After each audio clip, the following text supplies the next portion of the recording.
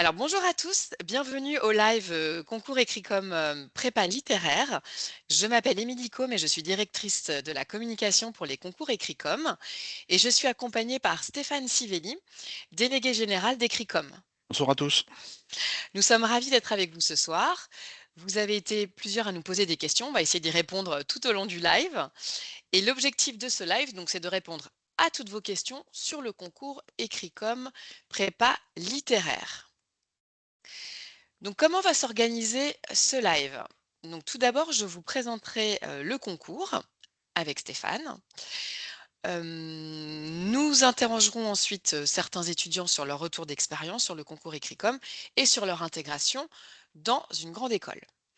Nous aborderons différentes thématiques et on essaiera de répondre à toutes vos interrogations. Donc, les thématiques sont les suivantes.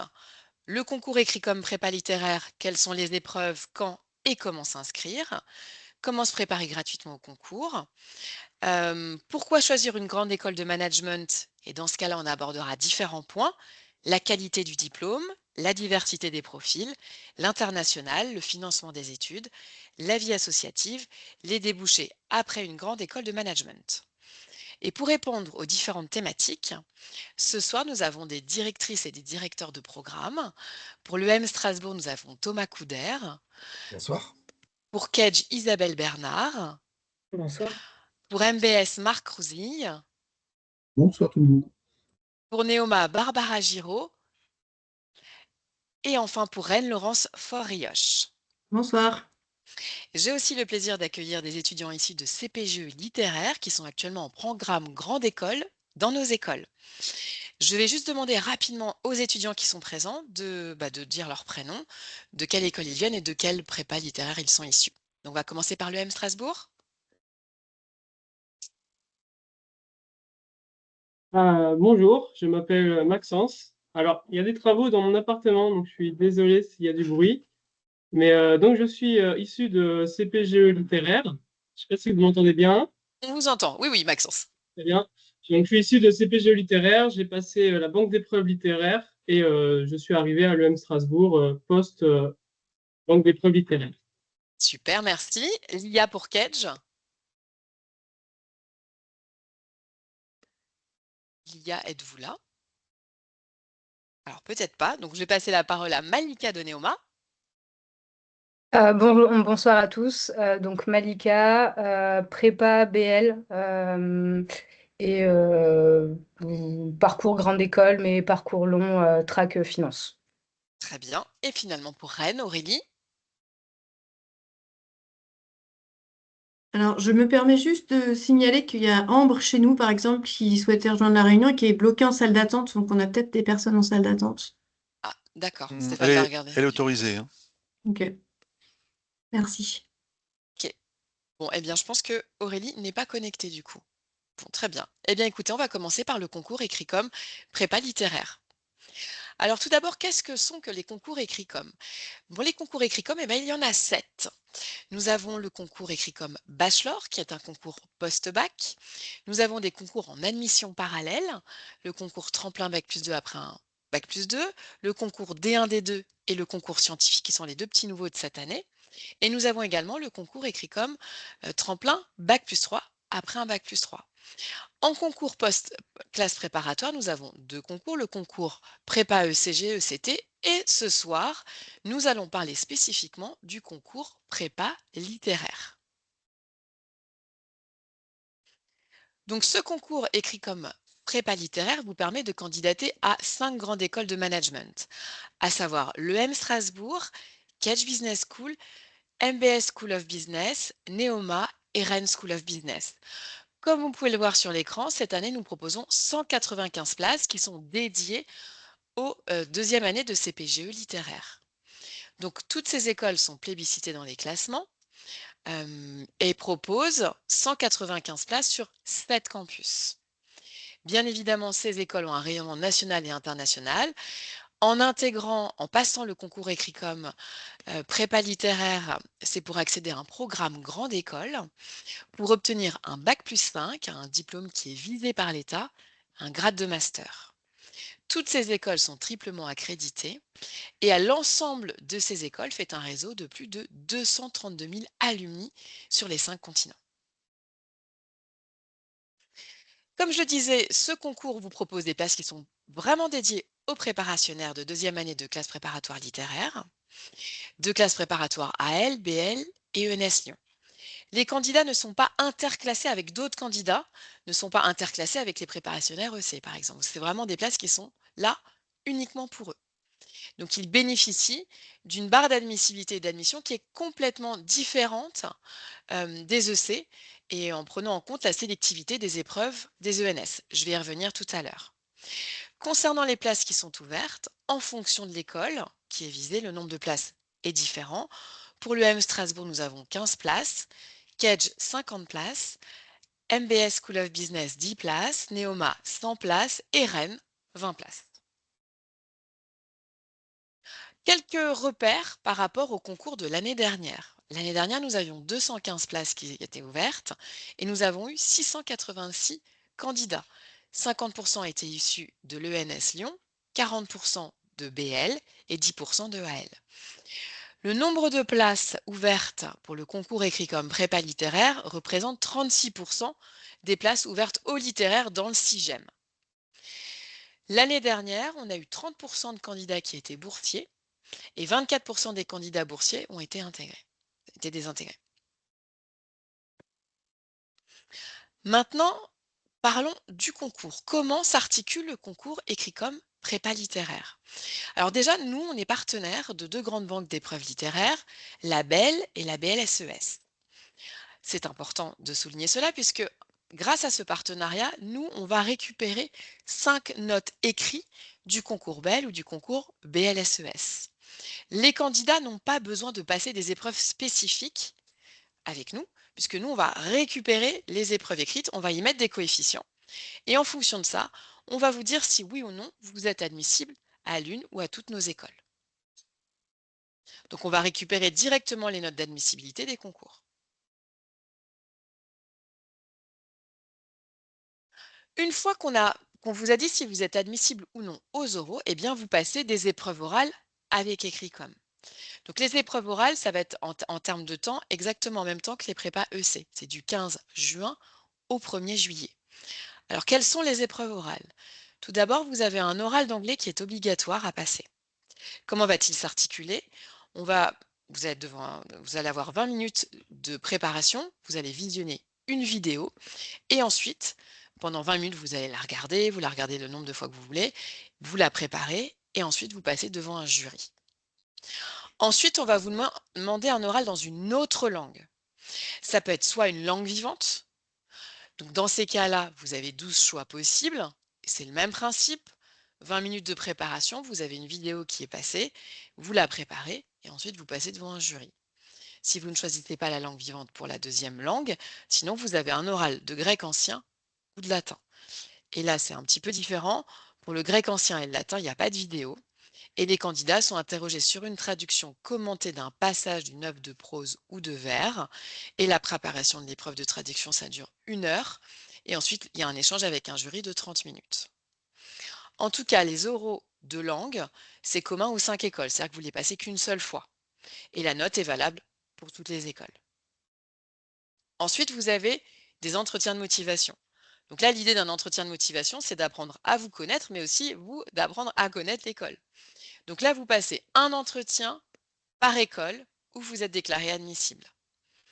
Et donc là, en fonction des écoles, les entretiens peuvent un peu être différents.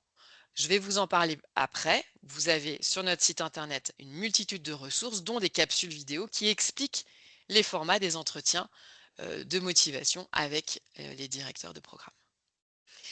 Alors peut-être rapidement, je vais me tourner vers nos ambassadeurs, nos étudiants des écoles. Comment s'est déroulé votre concours ou vos oraux spécifiquement, Maxence? Donc pour les oraux, donc j'ai passé l'oral de langue dans les écoles de commerce, ainsi que l'oral de motivation dans chacune des écoles de commerce. Donc pour ma part, j'ai considéré que les oraux, c'était vraiment un moment d'échange entre l'école et le candidat. Donc c'était plus pour moi un moyen d'avoir une première, comment dire, un contact avec l'école. et donc d'avoir une vraie vision de comment est le campus, comment est la vie sur place. Donc pour ce qui est des oraux, pour moi, ça s'est super bien passé parce que j'ai vraiment appréhendé ça comme, j'ai pas appréhendé, j'ai vraiment considéré ça comme un moment d'échange, de dialogue et vraiment quelque chose d'enrichissant tant pour l'école où ils apprennent à me connaître et aussi pour moi où j'apprends vraiment à mieux les connaître. En tout cas, c'était tout à fait réalisable et c'était fait avec bienveillance, j'imagine, ces différents oraux. C'est ça. L'important, c'est que faut comprendre que les jurys étaient surtout là pour mieux nous connaître et nous, on était aussi là pour mieux connaître l'école. Donc, c'était vraiment un moment d'échange où on apprenait vraiment à se connaître, à savoir comment est l'école, comment est le candidat en quelque sorte. Il y a vraiment un échange entre ces deux facettes dans l'oral. Ok, merci beaucoup. Maintenant, quand et comment s'inscrire, Stéphane? Alors, un concours, c'est des règles, c'est un calendrier. Il faut être extrêmement vigilant au fait de respecter les étapes, parce que dès lors qu'on s'écarte des étapes, on peut effectivement sortir du concours. Donc, la première étape, bien évidemment, c'est l'inscription. Et l'avantage, c'est que les dates sont communes à quasiment tous les concours, hein, que vous présentiez Ecricom ou la BCE. La date sera commune, donc ça va commencer le 8 décembre et ça s'achèvera le 12 janvier à 17h, si je me souviens bien. Et dans cet intervalle qui est assez court, finalement, vous allez devoir faire votre inscription administrative ou auprès de la BEL ou auprès de la BLSES. La subtilité du concours Ecricom, c'est que ce n'est pas un concours avec une inscription directe chez nous. On va récupérer votre inscription a posteriori de votre inscription auprès des banques littéraires. Donc, la première des choses, c'est que vous vous inscrivez au concours littéraire. Dans votre inscription, on va vous demander de choisir un certain nombre de partenaires, parce que Ecricom n'est pas le seul hein, en proposition. Il y a une quinzaine d'écoles, grosso modo, dans les deux banques littéraires, et vous avez la possibilité, effectivement, de faire un panier de concours.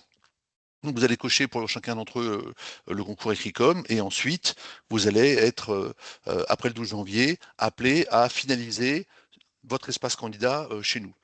Donc là, on est encore dans les préinscriptions. À partir du 8 décembre, on passe aux inscriptions.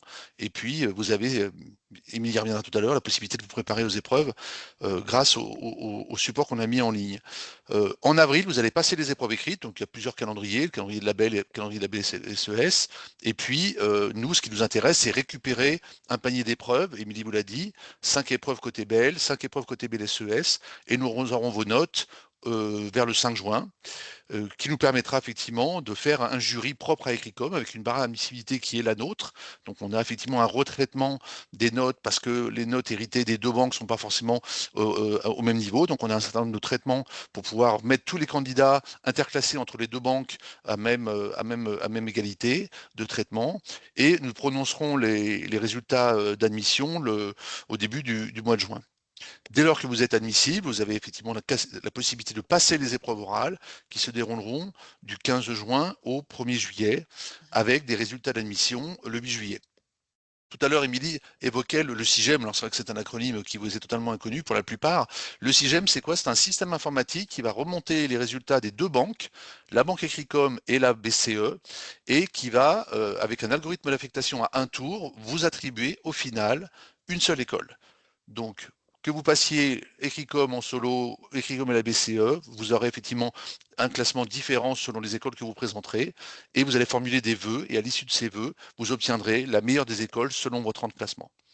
Donc tout cela, effectivement, va être jalonné et d'un accompagnement sur mesure par Ecricom. On va essayer de vous amener du début du concours jusqu'à la fin. On va faire en sorte que vous ne loupiez pas les étapes et on sera effectivement là en piqûre de rappel pour vous aiguiller, vous aiguillonner aussi si vous n'êtes pas, si vous tardez à faire les choses. Donc là, effectivement, je vous l'ai dit, les dates, 8 décembre, 12 janvier, les banques de littéraires sont vraiment intraitables. Les systèmes informatisés sont paramétrés pour qu'il y ait une date de début, une date de fin, et à 17h, le concours littéraire des deux banques sera clos. Donc là, on vous rappelle sur cette slide les deux URL distinctes pour pouvoir vous inscrire, et surtout, n'oubliez pas, dans votre enrôlement dans le concours littéraire, de cocher la case concours Ecricom, sinon vous ne seriez pas effectivement éligible à passer le concours. Je précise également que les frais de scolarité sont payés directement sur les plateformes d'inscription des banques littéraires. Donc, une fois que vous aurez fait votre inscription auprès des deux banques, on va nous importer directement dans notre système d'information votre inscription avec un certain nombre de données personnelles, notamment vos noms, vos prénoms, tout ce qui est identitaire, votre adresse, vos coordonnées, et puis vous aurez effectivement à finaliser votre espace candidat avec des renseignements supplémentaires parce que nous avons besoin de connaître notamment si vous avez le statut de boursier avec un justificatif officiel qui vous permet d'avoir des frais de concours réduits, et puis peut-être des demandes d'aménagement, alors pas pour les épreuves écrites, mais en tout cas pour les épreuves orales, si vous avez déjà dans l'idée de demander des aménagements pour les concours des banques littéraires, ces aménagements peuvent effectivement être transposés dans la limite de notre règlement et dans la limite de ne pas créer une rupture d'égalité sur le concours. Ils peuvent être transposés pour les épreuves orales et organisées par ECRICOM. Donc on a un tout nouveau système d'information, concours-ecricom.org. Vous pouvez déjà vous préinscrire avec cette URL dès ce soir. Et puis à partir du 8 décembre, du 8 décembre, pardon, vous pourrez cliquer sur créer mon espace candidat. Et là, il y a une petite subtilité pour le littéraire, c'est que vous n'avez pas besoin de faire une création formelle d'espace candidat. Vous allez cliquer sur le petit bouton Je suis déjà inscrit via Label ou via Label SES, et votre inscription va redescendre tout seul.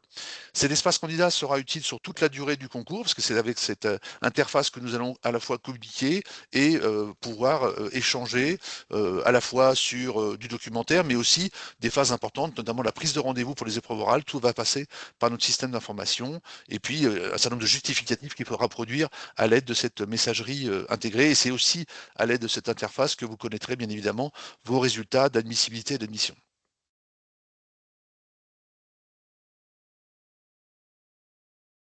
Donc le tarif, c'est un tarif commun, c'est aussi la force des concours communs. Il y a 195 places cette année ouvertes au concours, avec un tarif qui est groupé pour les 5 écoles, donc 165 € pour un candidat non boursier, et un candidat boursier avec un justificatif de bourse définitif bénéficiera d'une exonération et ne paiera que des frais administratifs de 30 €. Merci Stéphane. Je l'ai abordé tout à l'heure, il est tout à fait possible de se préparer gratuitement au concours ECRICOM Prépa littéraire. Eh bien, tout simplement, direction sur notre site internet ecricom.org, rubrique Se préparer au concours ECRICOM Prépa littéraire. Et sur cet espace, vous avez une multitude de ressources, à savoir des vidéos sur les entretiens de motivation. On vient d'en parler. Il peut y avoir quelques différences entre écoles sur les attendus de l'entretien de motivation. Vous avez des vidéos sur les épreuves de langue vivante, vous avez des exemples de sujets qui ont été tombés les années précédentes, des quiz pour tester vos connaissances et bien sûr des conseils de préparation. Donc je vous invite vraiment à consulter notre site internet. On l'a dit tout à l'heure, on a effectivement un espace candidat flambant neuf à votre disposition. Donc vous pouvez tout à fait créer votre espace candidat et on sera ravis de répondre à l'ensemble de vos questions. On a bien sûr un site internet à votre disposition aussi qui est complet. On met régulièrement de l'actualité sur ce site. Un centre de préparation gratuite sur la rubrique Se préparer. Et tout au long du concours, on va vous envoyer des emails, des SMS pour vous accompagner, pour vous guider vers la réussite du concours et l'intégration dans l'une de nos 5 écoles. Je vous invite également à nous suivre sur les réseaux sociaux. On fait régulièrement des communications, on parle des actualités, donc n'hésitez pas à nous suivre. Peut-être Stéphane, les premières conclusions sur le concours avant de passer la parole au directeur de programme. Oui, alors en quelques points, c'est également une opportunité de pouvoir présenter 5 grandes écoles, grand G, grand E, des écoles qui sont reconnues, plébiscitées dans les classements et qui sont effectivement le fleuron de ce qui peut se faire en école de management français. Un tarif commun et attractif, parce qu'on sait que ça peut être coûteux de présenter plusieurs concours ou plusieurs écoles. Là, le principe d'un concours commun, c'est aussi pour nous envoyer un signal d'une mixité sociale et d'une ouverture sociale sur le fait qu'on ait le prix le plus bas possible par rapport à la qualité des écoles que vous présentez. C'est un concours sur mesure, donc qui a été calculé et pensé avec les 2 banques littéraires pour pouvoir être efficient en termes d'épreuves qui sont retenues dans chacune des 2 banques, et bien évidemment qui soient compatibles, parce que l'idée de vous faire des écrits supplémentaires dans un mois d'avril qui était déjà chargé, c'était pas l'idée. Donc on a fait ce choix de ne pas de vous affranchir des épreuves écrites, mais par contre vous passez les mêmes épreuves orales que les préparationnaires EC.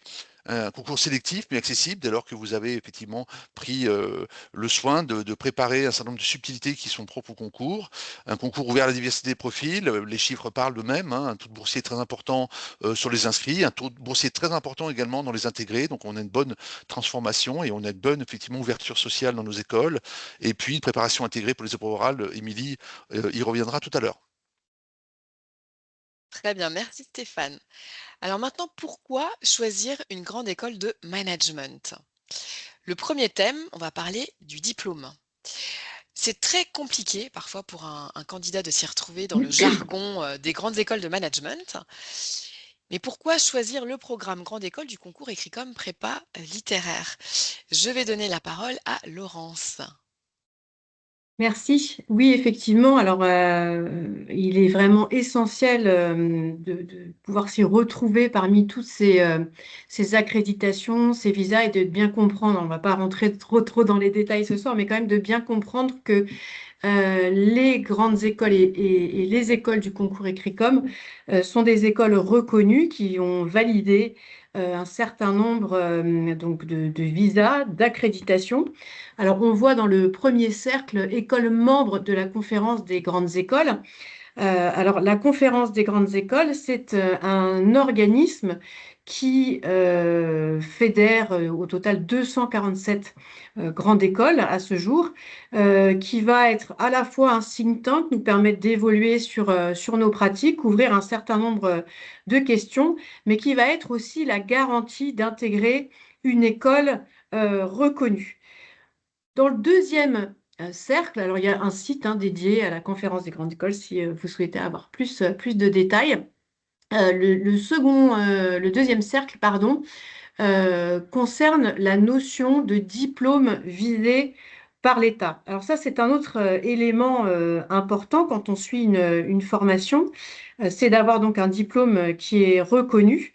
Et ces écoles qui sont présentes ce soir et qui appartiennent au concours Écricom sont toutes visées, vont toutes donner un grade de master, donc notamment sous la donné par une commission qui est sous la tutelle notamment du ministère de l'Enseignement supérieur et qui va faire, et c'est vraiment important, c'est vraiment quelque chose à vérifier, que les diplômes de nos programmes seront reconnus au niveau master. Troisième cercle, les accréditations. Ça fait beaucoup de choses. Là, on se retrouve plutôt à un niveau international. Donc, organismes d'accréditation internationaux, ACSB plutôt au niveau global Amérique, EQUIS au niveau européen et en bas pour la reconnaissance des diplômes de type MBA. Là aussi, gage de reconnaissance, ce sont en fait tous ces organismes, des organismes qui vont venir faire des audits dans toutes nos écoles, qui vont couvrir tout un tas de sujets, donc à de multiples niveaux, que ce soit aussi bien la recherche, l'enseignement, les questions de responsabilité, d'éthique, d'accompagnement des étudiants au niveau carrière, au niveau insertion professionnelle, qui vont bien sûr aussi regarder la qualité des campus, de tous les services qui sont mis à disposition. Donc ça, ce sont vraiment des points très forts, incontournables après une classe préparatoire quand on souhaite rejoindre une école de qualité et reconnue. Super, merci beaucoup pour ces explications, Laurence. On va passer à la deuxième thématique, la diversité de profils.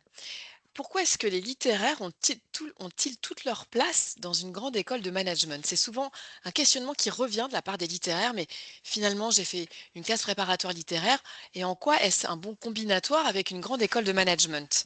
Et là, je vais donner la parole à Thomas pour nous Merci. expliquer cela. Alors, c'est une question qui est légitime, puisqu'effectivement, ça, ça semble être un débouché qui n'est pas forcément naturel, alors que finalement, les compétences que vous allez développer durant vos classes préparatoires sont totalement en adéquation avec les sciences de gestion, comme par exemple les capacités d'analyse critique, les synthèses, On vous demandera de maîtriser la communication orale et écrite, et ça, c'est des choses effectivement sur lesquelles vous travaillez régulièrement.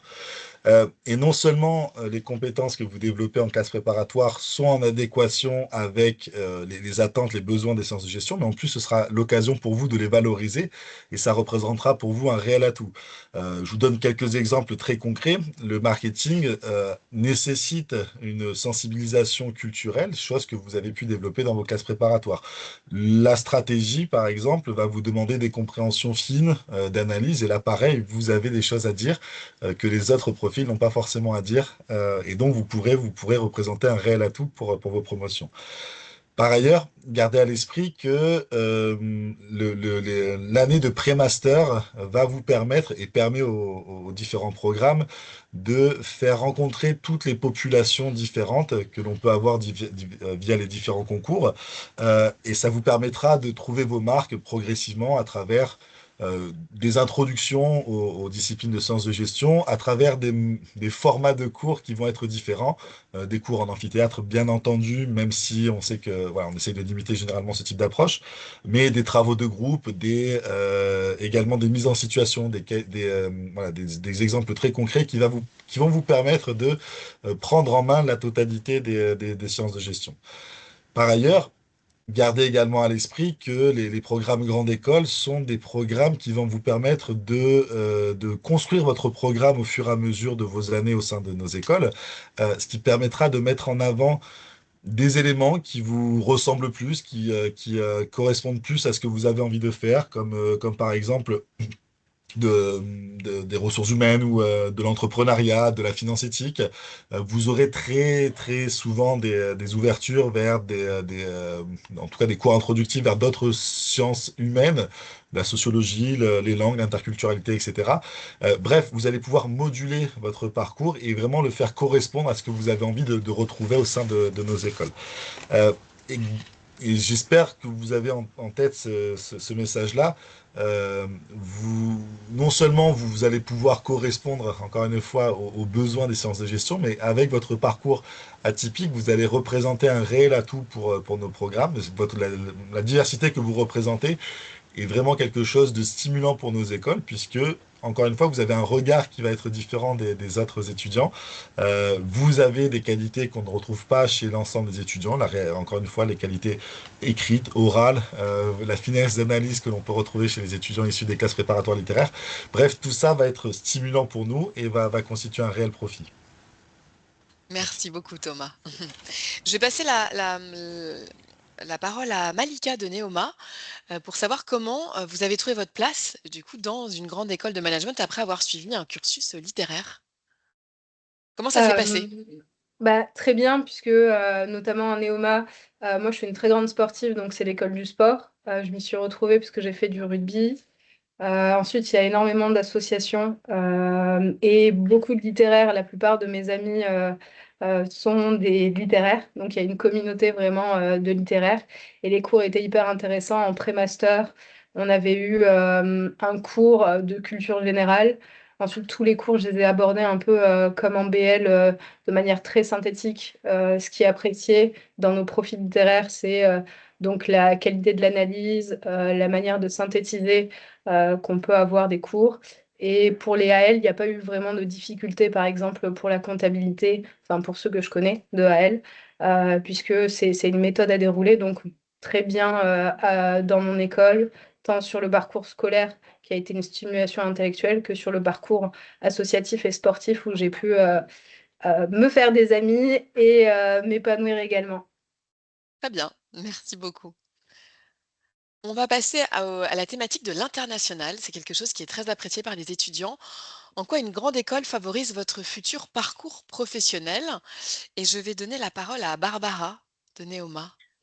Si, bonsoir à tous. Je suis ravie d'être là en tant que prof de littérature moi-même. Je suis ravie de venir vous apporter des éléments euh, plus complets. Donc voilà, l'international, il faut savoir que donc, le programme Grande École est en général en 3 ans.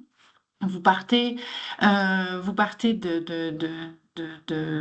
d'un cursus assez généraliste, disons, en première année. Et puis, l'objectif, c'est d'aller vers une spécialisation progressive au cours de laquelle, et au cours de ces années, donc vous allez développer un ensemble d'expériences académiques, professionnelles, à travers les stages aussi, et associatives, comme on vient d'en parler, donc en France et ou à l'étranger, à l'international essentiellement. Donc, et dans la plupart des programmes, vous pouvez partir dès la première année, hein. Dès le deuxième semestre de la première année, il y a des possibilités de partir à l'international.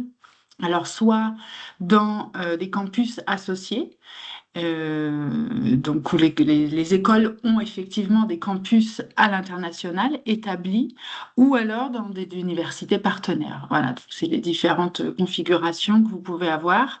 Euh, En général, donc, il est possible aussi de faire des doubles diplômes à l'international lors de la dernière année. Donc, ces doubles diplômes sont vraiment bien puisque vous avez à la fois la sanction de votre institution, donc vous avez le diplôme de votre institution et celle de l'institution partenaire. Hein, donc, dans laquelle vous pourrez évidemment faire l'expérience internationale, enfin oui, en échange ou en stage, qui est quand même un prérequis, je pense, dans la plupart des écoles, un prérequis indispensable, ou voire même une condition de diplomation. Donc, c'est quand même un aspect très important de vos études dans les grandes écoles via les stages, via les VIE aussi. Donc partir travailler à l'international, évidemment, ça vous apporte énormément de- d'éléments positifs pour votre vie future. Vous allez développer des compétences interculturelles, évidemment développer votre niveau de langue, hein, pour lesquels aussi vous avez la possibilité de vous préparer lorsque vous êtes encore dans votre école. Vous avez des accompagnements pour passer les niveaux, les certifications de langue qui vous sont utiles pour partir à l'international. Donc, évidemment, développer vos compétences en communication, qui va avec évidemment une ouverture d'esprit, la confrontation à la diversité culturelle. Donc voilà, ce sont toutes des compétences qui viennent accompagner vos compétences évidemment académiques et qui apportent une dimension indispensable à votre programme, à votre certification et diplôme de grande école. Merci. Je vais donner la parole à Aurélie. Si je ne me trompe pas, vous êtes partie au Chili dans le cadre d'un échange universitaire. Oui, tout à fait. Alors, à Rennes School of Business, on doit partir lors de notre PGE2, soit en OS3, soit au S4. Dans mon cas, je suis partie au S4 pendant 6 mois en échange universitaire au Chili, à Santiago du Chili, pardon, où j'y ai fait mes cours, mais également j'ai pu rencontrer des gens, voyager dans une grande partie de l'Amérique latine. Et forcément, c'est très enrichissant parce que on découvre une nouvelle culture, un nouveau pays, de nouvelles habitudes. Moi, j'avais les cours en anglais. Donc ça, c'est pas trop changeant euh, du cursus à Rennes School of Business, mais tout est dépaysant. Et en fait on apprend à se connaître. On apprend à se connaître parce qu'on est loin de nos familles et on se redécouvre. C'est vraiment une expérience très enrichissante et je pense que tout le monde devrait pouvoir vivre une expérience à l'étranger. Super, merci beaucoup. Maintenant, parlons d'un autre sujet, le financement des études. Et je vais demander à Isabelle Dequedge de nous répondre sur cette thématique. Comment est-ce qu'on peut financer ses études en grande école de management? Est-ce qu'on peut trouver des aides? Comment ça marche? Alors, bonjour, bonsoir à tous. Je suis ravie d'être avec vous ce soir. Et oui, le thème du financement des études, il est important pour chacun d'entre vous. Donc, on va lister de manière quasi exhaustive, j'espère, toutes les possibilités. Vous rappelez aussi que tout ce qui est financement d'études et bourse peut être cumulable parfois. Et on va commencer peut-être par rappeler quel type de bourse les étudiants peuvent obtenir. Donc, tout d'abord, les bourses attribuées par l'État, comme les bourses Crous, qui sont les bourses les plus connues, qui sont plutôt sur critères sociaux, avec des échelons et un versement mensuel qui sera effectué auprès des étudiants pour qu'ils puissent vivre mensuellement avec cet apport de bourse. Il y a aussi une bourse au mérite pour les étudiants qui ont obtenu une mention très bien au baccalauréat, avec une aide complémentaire aussi à la bourse Crous. Ensuite, dans nos cursus, on vient d'en parler, Barbara en parlait un peu plus tôt, on a tous des cursus qui comprennent de nombreux départs à l'international. Donc, on a des bourses à l'international qui existent sous plusieurs formes, des aides régionales, et aussi les aides Erasmus qui vont venir vous accompagner sur vos stages à l'international ou sur vos échanges universitaires. Les deux sont possibles et en fonction du type de mobilité que vous faites, de la destination Europe, hors Europe, vous allez avoir des montants différents qui vont vous être proposés. En tout cas, cette bourse, il faut savoir qu'elle va vous aider pendant votre séjour. Elle n'a pas vocation à couvrir la totalité du séjour, mais en tout cas, c'est une aide supplémentaire. Après, les établissements aussi fournissent des bourses sur critères sociaux. Je pense que tous les établissements autour de la table aujourd'hui le font. Une aide, une bourse sociale qui va être versée périodiquement sur la scolarité avec des demandes à renouveler tous les ans. Des bourses, par exemple, pour les étudiants en situation de handicap, ça c'est aussi quelque chose qui est à retenir. Et des bourses qui peuvent être offertes par des entreprises partenaires, par exemple de nos écoles. Alors, on va peut-être passer maintenant aux prêts étudiants. Une autre manière de financer ses études, peut-être son logement, ses transports, c'est aussi de faire appel à des prêts étudiants. Et il y a plusieurs types de prêts étudiants. Il y a tout d'abord les prêts garantis par l'État. Qui sont proposés aux étudiants de moins de 28 ans qui les aident à financer leurs études. Et les banques ont un quota de prêts garantis par l'État qui peut être proposé aux étudiants avec un montant maximum qui ne peut pas être dépassé. Et ensuite, toutes les banques commerciales proposent aux étudiants d'écoles de commerce des prêts, sachant aussi que vous êtes des étudiants qui allaient sortir avec des diplômes de niveau master et qui allaient avoir une employabilité forte. Le troisième point pour le financement des études, c'est l'accès à l'apprentissage. Alors, on le sait, de nombreux étudiants choisissent de faire une partie de leurs études, 1 année, 2 années de leurs études en apprentissage, en alternance. Cela leur permet à la fois d'acquérir une expérience professionnelle lors de leur apprentissage et de financer leurs études. Donc, c'est vraiment une solution intéressante et c'est quelque chose qu'on retrouve pareil sur toutes nos écoles. Enfin, tous les autres dispositifs qui sont propres aux écoles, les bourses au mérite, les fondations, les écoles disposent de fonds. Alors, disposent de fonds d'urgence souvent pour les cas difficiles. Alors là, c'est peut-être au-delà de la bourse, mais c'est en tout cas des fonds d'urgence qui sont prévus par les écoles pour aider en cas de coup dur pour un étudiant. Des dispositifs de prêts garantis par les écoles sur une enveloppe donnée. Et des entreprises et des fondations créées par les écoles ou des fondations privées qui sont là aussi pour proposer un financement des études aux meilleurs étudiants. Voilà un peu les 4 grandes approches pour le financement des études. Super, merci beaucoup Isabelle. Justement, Aurélie, je crois que vous êtes en alternance, vous, actuellement, hein, c'est ça, hein? Oui, tout à fait. Je suis sûrement la plus âgée des étudiantes qui vont parler ici. Moi, je suis en PGE3, donc en M2, en dernière année d'école de commerce, et je suis actuellement en alternance dans une ETI qui fait de la quincaillerie. Et ça a tous les avantages. L'alternance, certes, c'est dur car le rythme est dur entre voyager, on va dire, entre les cours et l'entreprise. C'est pas facile, c'est un rythme compliqué, mais c'est très enrichissant parce que on apprend à gérer le stress de tous les côtés. On est pleinement en entreprise, on est un salarié plein. On travaille sur des sujets de A à Z qu'on va suivre pendant 1 ou 2 ans en fonction des alternances et du rythme d'alternance. C'est vraiment un pied dans le monde du travail concret. D'autant plus qu'aujourd'hui, on sait que le marché de l'emploi est compliqué et donc du coup, avoir ça sur son CV et une entreprise qui nous a fait confiance pendant 1 ou 2 ans, c'est vraiment un plus, c'est vraiment un bonus.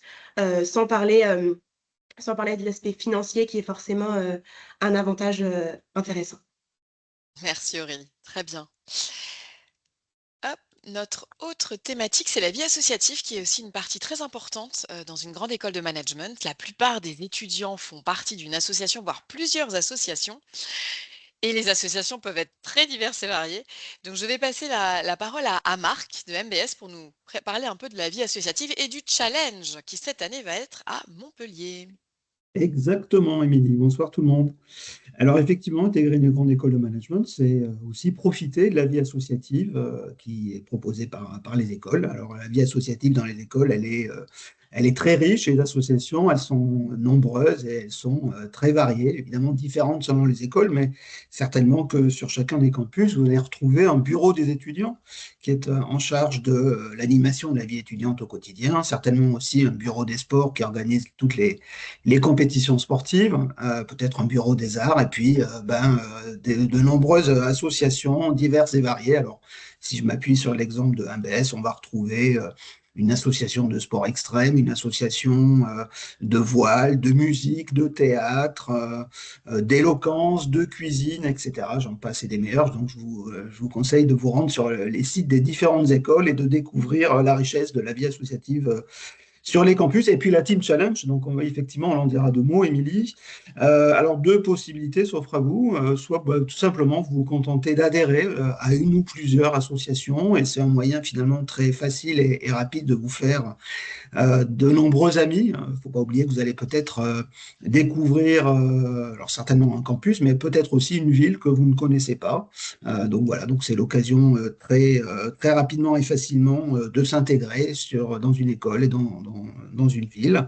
Et puis vous pouvez faire aussi peut-être le choix de vous investir pleinement dans une association, d'être membre du bureau. Alors pourquoi pas président, trésorier, en charge de la communication, que sais-je.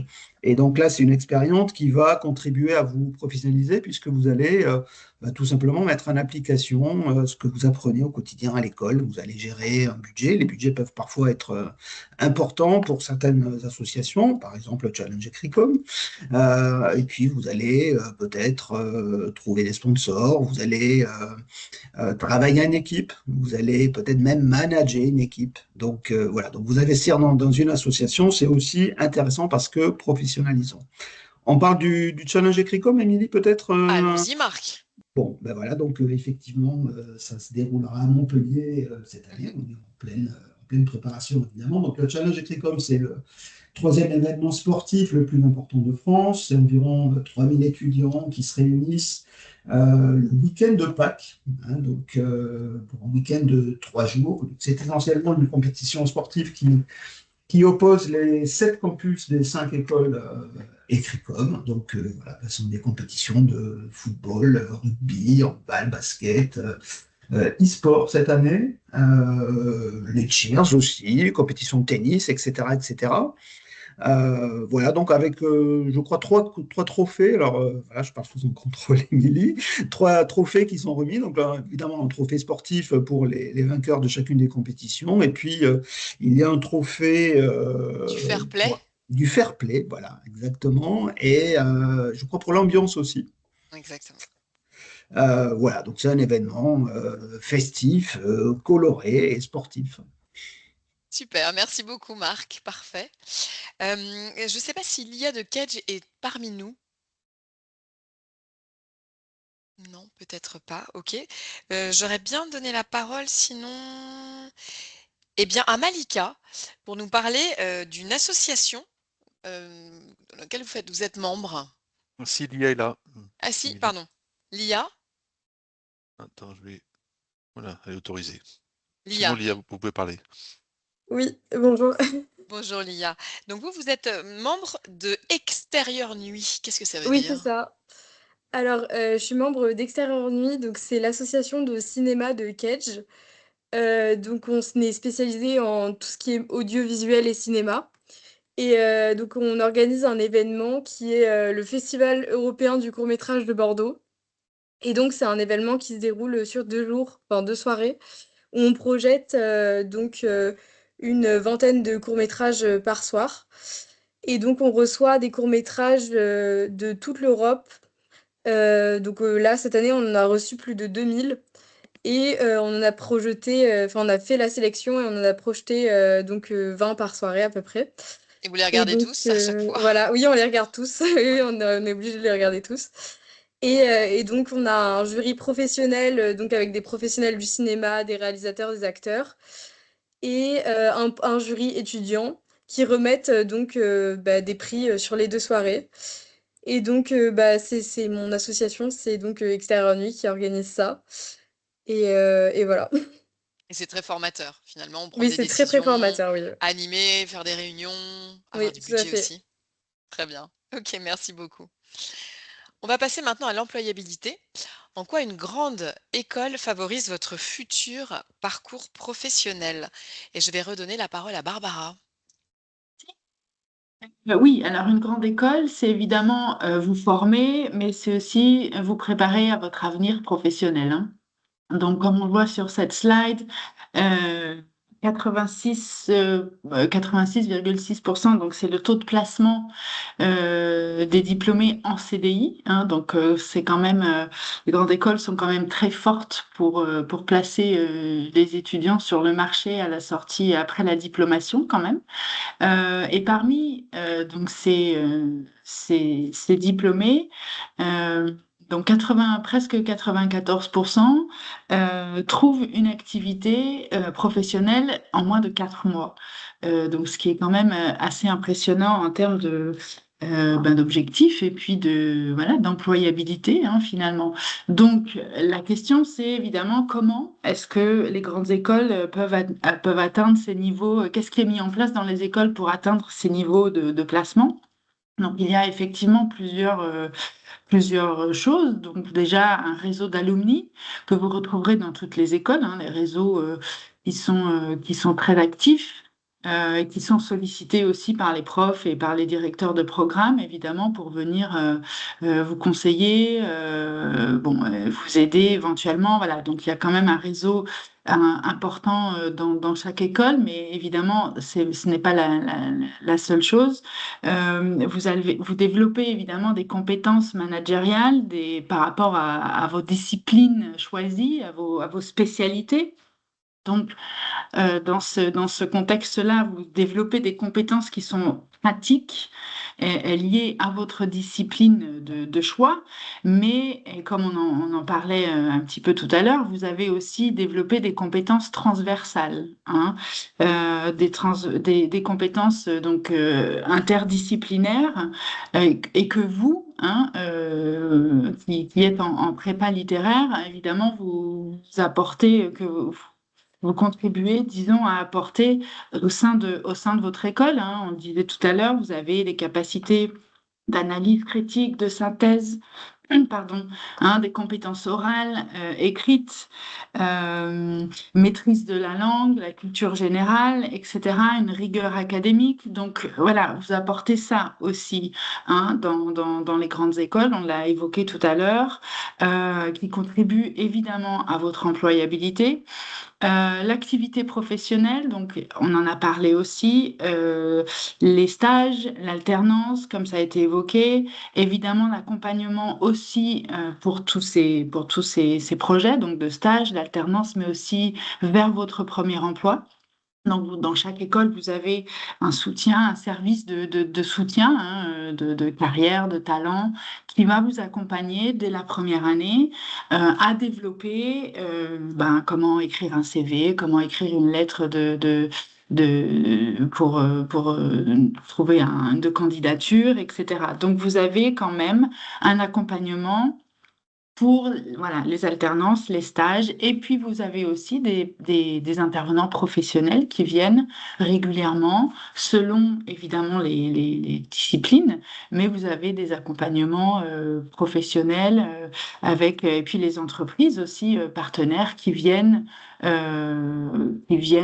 présenter, qui viennent intervenir dans différentes disciplines et aussi sur des forums. Il y a la possibilité de participer à des forums professionnels, donc des entreprises qui viennent dans votre école et qui vous offrent directement des stages, de l'alternance, etc., avec lesquels vous pouvez discuter, vous pouvez déjà prendre des premiers contacts et établir un réseau, parce que c'est pour ça aussi que les grandes écoles euh, sont célèbres hein, pour leur réseau. Euh, et je crois que voilà, c'est tout. Parfait, Merci. merci beaucoup. Ce qui m'intéresserait maintenant, c'est de demander aux ambassadeurs. Là, vous avez donc fait une deuxième année de CPGE littéraire, vous êtes en programme grande école. Qu'est-ce que vous souhaitez faire à l'issue de votre formation Bac+5? On va commencer par Maxence. Donc, de mon côté, pour le moment, les matières qui m'intéressent le plus, ça reste la finance et la comptabilité. J'aime Même si vous bien, venez d'un profil littéraire, c'est ça qui est très intéressant, justement, oui, Maxence, puisque vous mais voulez même passer le DEC, le diplôme d'expert pourquoi pas? comptable. Pourquoi pas, mais enfin, c'est pas si éloigné que ça. Par exemple, moi, quand j'étais en prépa littéraire, j'avais choisi la spécialisation histoire, géographie. Et si on fait le lien avec la comptabilité, l'histoire, c'est d'abord la recherche d'une réalité. On va essayer de retranscrire un maximum comment était l'histoire, comment cela était dans un horizon passé.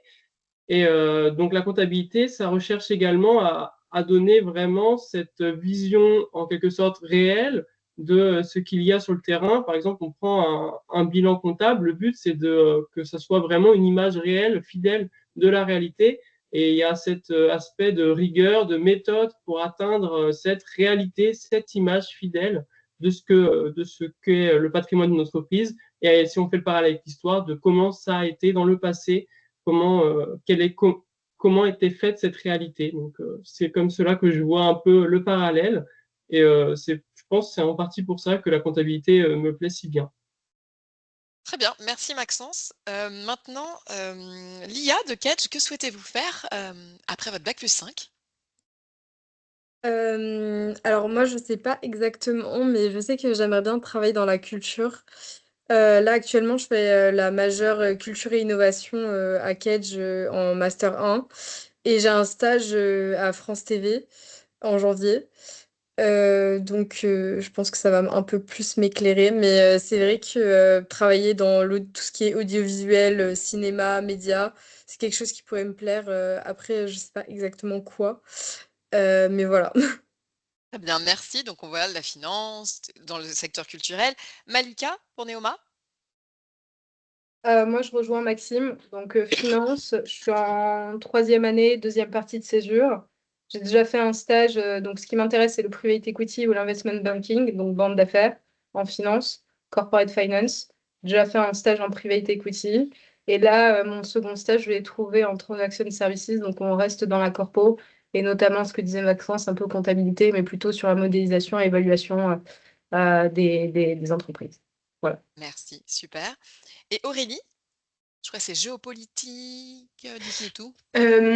Oui, alors moi j'ai énormément d'intérêt pour la géopolitique, les affaires internationales et c'est la raison d'ailleurs pour laquelle je suis allée à Rennes School of Business pour un master spécialisé dedans.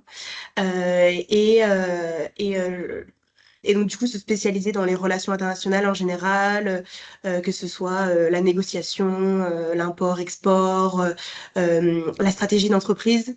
En fait, tout est très lié et on a la chance d'avoir des masters assez diversifiés, mais qui nous ouvrent de nombreuses portes. Et donc, je pense que je vais me tourner vers quelque chose comme ça. Après, le monde nous réserve beaucoup de surprises, donc vous dire ce que je vais faire demain, je ne saurais pas encore. Mais en tout cas, c'est vrai qu'en prépa littéraire, mes matières préférées étaient l'histoire-géographie et la philosophie.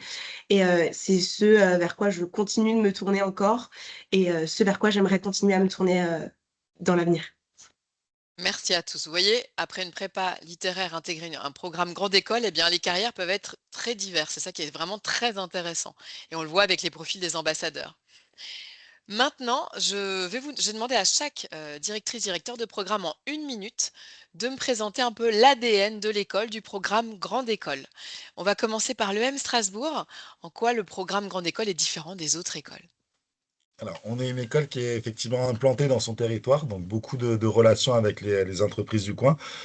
Quand je dis les entreprises du coin, il faut avoir en tête que le Grand Est, quand même, et l'Alsace en particulier, c'est le PIB par habitant du Japon, donc c'est un écosystème très dynamique. On a une philosophie qui est tournée vers l'entrepreneuriat avec l'empowerment.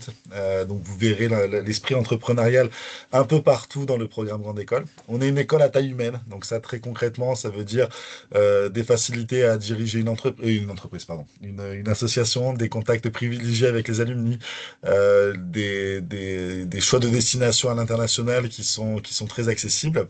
Et vous avez la possibilité de moduler votre parcours tout au long de vos années chez nous pour encore une fois le rendre le plus proche de vos attentes. On est 45e au FT et des frais de scolarité à 10 500 euros, ce qui vous rend l'accès à l'EM Strasbourg très, très, très abordable et très facile. J'ai essayé de respecter les 1 minute, je suis bon. Parfait. Merci Thomas. Super. Je vais passer maintenant la parole pour Kedge, s'il vous plaît. Oui, alors 1 minute, c'est très court. Donc, en fait, l'ADN de Kedge, c'est alors nous sommes une école internationale, 9 campus, 4 en France, Bordeaux, Marseille, Paris, Toulon, 5 à l'international, en Afrique, en Inde, et aussi un corps professoral qui est très international, ainsi qu'un accueil de nombreux étudiants internationaux et des mobilités de nos étudiants vers l'international sur pratiquement tous les semestres qui est possible. Une pédagogie donc différenciante, le grow by doing. Donc nous on prône la pédagogie par l'action, c'est-à-dire que l'étudiant apprend à appliquer ce qu'il a appris en cours. Il apprend à aussi travailler en projet et à expérimenter via une pédagogie inversée, un travail en mode collaboratif qui est important pour nous et pour les étudiants qui répliquent le travail qui sera fait en entreprise. Un enseignement d'excellence reconnu mondialement, numéro 1 au classement de Shanghai en recherche en business administration, et aussi un corps professoral qui est composé d'enseignants-chercheurs qui mettent vraiment le fruit de leur recherche au profit des enseignements qui sont délivrés à nos étudiants. Nous avons un gros réseau d'alumni dans le monde qui sont prêts et motivés et mobilisés pour répondre aux questions de nos étudiants, pour les mentorer, pour leur donner des conseils, les aider dans leur connexion, les opportunités qu'ils pourront avoir. Et enfin, les deux points clés et chiffrés, c'est de nombreux doubles diplômes de spécialisation en France comme à l'international.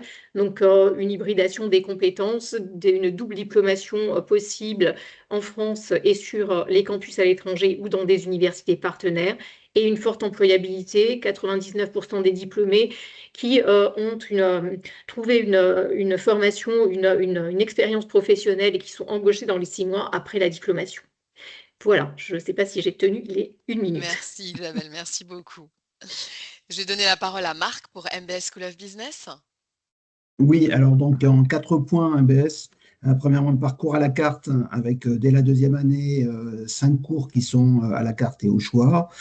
Sur la dimension internationale, la possibilité de partir finalement au moment où vous le souhaitez et la durée que vous souhaitez. Ça peut être dès la première année au second semestre. Et puis, vous pouvez faire jusqu'à 2 ans à l'international, voire 3 si vous intégrez l'année de césure. Et puis, effectivement, à la césure, vous pouvez faire un post-L3 ou après votre M1. Donc, le continuum avec la classe préparatoire, avec dès la première année des cours de pensée critique, mais pas que, aussi des cours de géopolitique, de macroéconomie, de sociologie, d'histoire des organisations, etc., des soft skills aussi. Et puis, sur le campus MBS, on évolue dans un contexte multiculturel avec des étudiants qui sont en échange et en nombre présents sur le campus, la possibilité de faire un choix d'études 100% en anglais, de partir, donc, comme je le disais, dès la première année à l'international. Et puis, sur la dimension professionnalisante des stages en France ou à l'international. Et puis, l'alternance, qui est vraiment l'ADN de l'MBS, avec la possibilité de partir dès votre M1, et puis avec un nombre de places illimité. Je ne sais pas si Ilia veut rajouter en 15 secondes quelque chose, mais pour J'ajouterais moi, juste un élément, l'engagement dans tout ce qui est développement durable, responsabilité sociale et environnementale, qui est tout au long du curriculum, avec un bloc de compétences dédié, mesuré, développé tout au long du curriculum. Parfait. Merci à vous voilà deux. pour un baisse. Merci. Je vais passer la parole à Néoma, s'il vous plaît. Si. Donc, oui, la forte dimension internationale, la possibilité de partir dès la première année en échange académique dans partenaires. On voit en bas de la slide qu'on a 400 universités partenaires. Donc, évidemment, ça donne un panel de choix assez important pour partir dans des universités partenaires. La possibilité aussi de partir en stage à l'international. Et puis, on a beaucoup de partenaires pour faire, avec qui on fait des doubles diplômes en Master 2, donc en Europe, mais aussi à l'international, vraiment en dehors de l'Europe. L'ADN de Neoma, c'est aussi l'hybridation des compétences, donc une ouverture sur, évidemment, qui est aussi enfin, attractif pour les classes préparatoires littéraires, hein, c'est qu'on a aussi en place donc des cours de littérature, donc où on apporte le management et tout ce qui est économie, etc., à travers les grands textes littéraires. Donc ça, c'était aussi un des cours phares de la rentrée 2025. Évidemment aussi géopolitique, et puis les possibilités d'aller en master, de faire un master, un MSc en Cultural and Creative Industries. Donc hybridation des compétences qui est un aspect important, avec aussi des cours en humanité, en art et société, etc., qu'on développe surtout pour les pré-masters, où il y a des possibilités aussi de découvrir, voilà, découvrir d'autres cours et d'autres façons d'aborder le management. Euh, Parcours modulable aussi pour répondre à tous les profils des étudiants. Donc, on fait les masters, les masters 1 peuvent être faits en 2 ans, avec la capacité aussi de partir en double diplôme dès le master 1, avec les écoles partenaires, en école d'ingénierie principalement, école d'ingénieurs, mais aussi avec l'IRIS pour la géopolitique, par exemple. Donc voilà, des parcours d'expertise qu'on peut terminer en double diplôme ou qui sont aussi internes, donc un parcours plus axé sur les associations, le parcours associatif. Le parcours aussi en finance qu'on peut commencer dès le M1, et puis voilà tous les parcours aussi internationaux qui rejoint ce que je disais dans mon premier point. Et puis finalement donc la pédagogie innovante. Donc Neoma a gagné de nombreux prix pour son innovation. Donc avec le hackathon, on met les étudiants en situation d'entrepreneuriat pendant une semaine. Donc au chaque début de semestre, on a vraiment des événements ou des séminaires qui mettent vraiment les étudiants dans des situations voilà, de projets, hein, de projets de groupe, la coding school aussi, et puis pour pour les étudiants littéraires, donc il y a un accompagnement, un soutien par rapport aussi à tout ce qui est data analysis, tout ce qui est comptabilité, économie, donc il y a un accompagnement aussi pour eux. Et pour la coding school, avec tout ce qui est Excel, voilà, la mise en place de ces accompagnements pour les aider ensuite à rebondir par la suite. Ok. Je vais passer la parole à Rennes. Merci beaucoup, Barbara. Merci. Donc nous avons comme slogan Unframe Thinking, et ce n'est pas seulement un slogan, c'est-à-dire qu'on essaie vraiment d'encourager partout dans l'école le fait de sortir des cadres, de tester, d'innover, d'expérimenter tout un tas de choses. Alors ça passe effectivement par des méthodes pédagogiques innovantes, aussi par la vie associative dont a parlé Aurélie tout à l'heure, le fait d'essayer de s'ouvrir au maximum à nos communautés, donc que ce soit aussi bien nos communautés d'entreprises, d'universités partenaires, nos communautés d'alumni, et d'engager vraiment nos étudiants, de les inviter à essayer de transformer au maximum leurs idées en projets concrets. Nous sommes une école qui est très régulièrement très bien classée par rapport à la création d'entreprises. C'est un point très fort de l'école. On dit souvent que, en fait, à Rennes School of Business, l'entreprise est au centre, l'étudiant au cœur, et notre ADN est vraiment international. C'est le deuxième point. Donc, un campus très cosmopolite, une immersion qui se fait dès le premier jour, puisqu'en fait, nous avons plus de 110 nationalités sur notre campus, plus d'une quarantaine au sein de notre faculté. Ça veut dire avoir aussi des professeurs issus du monde entier. Des cours qui sont dès la première année en anglais pour tout ce qui est cours de business et management, au moins un semestre obligatoire, mais aussi la possibilité de faire des doubles diplômes auprès d'universités partenaires sur la dernière année, donc le M2, avec différents types de spécialisations, hein.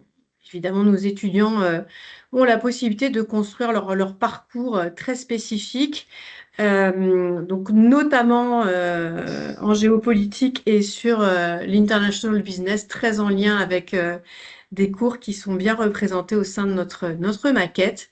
Et puis des partenariats donc solides avec à la fois ces universités partenaires, mais aussi d'autres institutions en France. 96% de nos diplômés qui trouvent un emploi dans les 6 mois après l'obtention de leur diplôme. Et donc aujourd'hui, plus de 360 universités partenaires dans le monde pour Rennes School of Business. Parfait. Merci à tous d'avoir joué le jeu. Donc, en résumé, on l'a vu, une très forte employabilité dès la diplomation. Vous venez de le dire auprès de Rennes, mais de manière générale, avec la conférence des grandes écoles, on a vu l'étude tout à l'heure, une très très belle employabilité, une reconnaissance forte de vos compétences en tant que littéraire avec le programme Grande École dans le monde des entreprises, une expérience qui est incomparable à l'international, qui est possible dans toutes nos écoles. Les parcours proposent des échanges avec des universités, des stages à l'étranger, etc. Donc vraiment une vraie ouverture vers l'international de la part de nos écoles membres.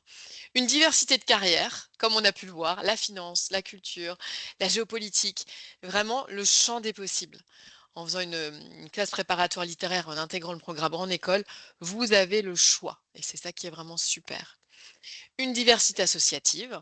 On peut faire des associations dans le cinéma, dans la finance, le challenge Écricom aussi, qui est une vraie expérience. Et vous avez la possibilité d'y participer si vous faites partie d'une de nos écoles membres. Et un réseau d'alumni extrêmement important qui vous permet voilà, d'intégrer le marché de l'emploi plus facilement. Comment faire pour vous renseigner? Vous avez encore des questions sur le concours Écricom prépa littéraire? Eh bien, vous pouvez rencontrer nos écoles sur les salons, lors de journées portes ouvertes ou même de soirées portes ouvertes. Je vous invite à nous suivre sur les réseaux sociaux, à télécharger aussi notre plaquette directement sur notre site internet sur écricom.org. Il est tout à fait possible de se préinscrire au concours prépa littéraire depuis l'interface concours-écricom.org. Je me préinscris. Après la clôture des inscriptions au concours des ENS, il sera possible de finaliser votre inscription dans votre espace candidat. Et bien évidemment, dans ces interfaces-là, vous pouvez nous poser les questions que vous souhaitez. Ne passez pas par les réseaux sociaux, s'il vous plaît. On ne répondra pas à vos questions concours, mais c'est vraiment dans ces espaces dédiés. Et bien évidemment, par téléphone aussi, nous sommes disponibles au 01 40 73 83 30. Voilà, je vous rappelle l'ouverture des inscriptions pour les concours littéraires auprès de la BEL et de la BLSES à partir du lundi 8 décembre. Stéphane, je vais me tourner vers vous. Peut-être avez-vous un résumé à faire au niveau du chat ou des questions qui vous ont été posées? Non, c'était très calme côté chat, c'est-à-dire si on était exhaustif et précis, et merci à nos intervenants qui étaient vraiment de qualité et qui ont bien su effectivement balayer toutes les dimensions à la fois du concours, mais aussi les dimensions école. La seule question qui était posée, c'était sur comment passer où passer ces épreuves orales. Donc les épreuves orales, bien évidemment, se passent sur les campus des écoles, à l'exclusion des langues rares et des langues anciennes qui se passent chez Écricom. C'est nous qui organisons ces oraux à Paris. Donc, comme je vous le disais tout à l'heure, on va vous accompagner tout au long de ce concours, de votre préinscription jusqu'à la publication des résultats. L'idée, c'est de pouvoir être au plus près de vous pour vous guider et faire en sorte que ce concours se passe dans les meilleures possible. Émilie, ce live est enregistré, donc il fera l'objet d'une rediffusion sur la chaîne YouTube. Oui, sur notre site internet sur ecricom.org sur la page prépa littéraire et également sur notre chaîne YouTube. Bien, donc prochaine étape importante, lundi 8 décembre, ouverture des inscriptions pour le concours. On vous remercie de votre attention et on vous souhaite un bon concours, une pleine réussite, surtout à vos épreuves écrites des ENS qui vont conditionner bien évidemment l'admissibilité sur le concours Ecricom et on vous souhaite une très très bonne soirée. Merci à tous nos intervenants. Merci à Merci tous. Émilie. Merci à vous. Merci. Et au plaisir de se croiser soit sur les prochains salons, soit effectivement Merci. sur les prochains lives que nous organiserons. À bientôt. Merci, bonne soirée. Juste les directeurs de programme, j'avais fait un autre lien pour débriefer pendant 5 petites minutes, si on peut se connecter. À tout de suite. Merci. Émilie, je vais arrêter l'enregistrement déjà.